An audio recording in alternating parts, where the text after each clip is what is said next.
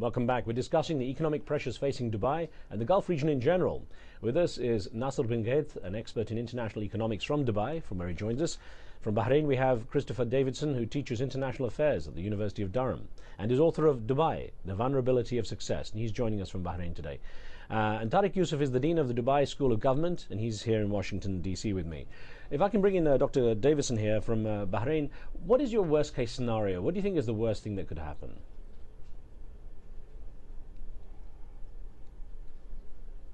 The worst case scenario is investor confidence continues to decline in Dubai. The bailout won't be enough. Investors around the world will continue to steer clear of Dubai. They will see it as a bubble going down. This has been exacerbated by some of the decisions taken in the last few weeks, notably a decision to protect the jobs of Emiratis in Dubai. This means that foreign businesses operating in Dubai can no longer fire Emiratis from their workforce, or rather make them redundant. In all boom-bust cycles, a company needs to have the ability to make redundancies, to downsize, to streamline, to stay lean and mean, and so on. This will really send out a wrong signal from Dubai, which should really be continuing along the lines of being a free port with complete economic liberalisation. Dr. Davidson, a question here by email, if I may, to you. It came in from Qatar, from Doha, and Jenny Bresciers Lamar says, Qatar will come through the recession virtually unscathed. And I wonder to what extent you feel neighbouring nations, Bahrain, for example, where you are, and Qatar, other nations nearby, how vulnerable are they, do you feel, to the current situation?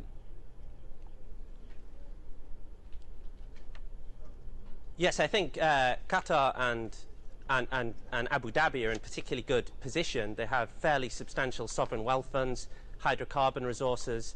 They can cushion any post-oil sectors of the economy, such as real estate and tourism and financial zones that they've tried to build up in the last few years. Dubai has really been operating a model without a cushion behind it. It's built up a mountain of debt. That's not necessarily a bad thing, but as my colleagues have mentioned tonight, when a world recession hits, we quickly realise who's actually bluffing and who's not. It seems that Dubai has now run out of steam and has nowhere to go but further down the road for its bailout. Dubai, of course, has taken on debt in the past to build up its physical infrastructure, dredge the creek, build up an airline. Nothing wrong in doing that at all, but they've been building up Dubai's position as an entrepot trading hub rather than as one of these moon-based economies on the edge of a desert, which is trying to bring in foreign investment to it. Well, let me put this this question from our chat room to Dr. Nasser bin Ghaith. This came in from our live station chat room, sir, that's running right now as we go live. It says, if Dubai is so dependent on foreign investment, won't they suffer regardless if the rest of the world loses money and thus cannot invest in Dubai? What other option does it have for alternate investment, save for the nation, except for the nation investing in itself? I'm not saying that Dubai shouldn't depend on foreign investment. What I just said is they shouldn't heavily depend on foreign investment at this scale, and especially to that most of this investment is going into real estate. That's the mistake I think Dubai has made, and I think the only way for Dubai, this real estate boom has come to an end. Everybody knows that. If it recovers, it will take years to recover. Well, Japan's story is not long ago, is still present in our minds. The only way for Dubai is to go back to its previous model, 2003, before 2003 model, and I think it still have the advantage over other competitors such as Doha or Riyadh or any other city in the region. Dubai have established itself, as I just mentioned. Dubai has become a trademark or doing business internationally. It has created a diversified culture, a diversified economy, and I don't think that this would just go away. This correction real estate sector will take away this advantage. Okay, we've got Australia on the line. Sydney on the line here with Jeff. Thanks for your question, Jeff. Go ahead. Yeah, I'm in Sydney, Australia. Live here, and I've been there in last October, a one-day tour. Right. And they took me somewhere to show me the unit in somewhere. I don't remember the name. And I find the prices which they were asking for 65 square meter of the unit, about $1.1 million. the ridiculous price. I couldn't. I said no. And I asked them for 1.1 million, what I'm getting as a dividend or as a return.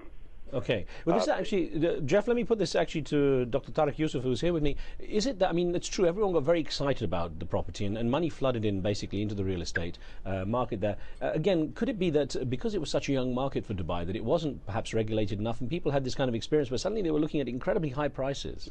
Well, I think you touched on it, Riz. This market was not regulated. People were hungry, not just international investors, I would add, as we keep on repeating throughout the show, but regional investors from Iran, from Saudi Arabia, from Qatar and elsewhere.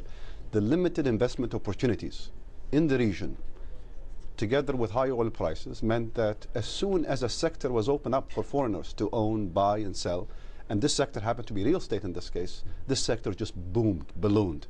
And it was only a matter of time, absent even the global correction, that there will be a substantial price correction in the real estate market. But this really, in many ways, epitomized both the success of Dubai, but the limitations of the success. The absence of regulations, the absence of a government framework, the absence of any constraints on who comes in, who develops what, at what pace. Basic information such as supply and demand in the real estate market remains sort of in short supply at this very moment. So what is happening in the real estate market was both really the success of Dubai and its vulnerability, and it was only a matter of time before you would see the correction. Well, let me even ask you a question that came in from our live station chat room right now, going on live from Santosh in Germany, who says, what is the situation of contracted workers? Will they have to take the brunt of the crisis as well? Referring, of course, to the relatively cheap labor that's coming from South Asia, for example. Well, if developers are going under or developers are starved for cash, as they seem to be right now, a lot of the workers will have to be repatriated back to their home countries. In fact, this is a mixed, sort of a blessing in disguise potentially, although it will come at huge human cost to a lot of the workers. The ability to shift people in and out of the labor market provides Dubai with a flexibility, an adjustment, so to say, to allow it to ride the wave of success and at the same time make the necessary adjustment, the shedding of labor much more easily than other places in the hard times, although this will come at a huge price, cost to a lot of these workers.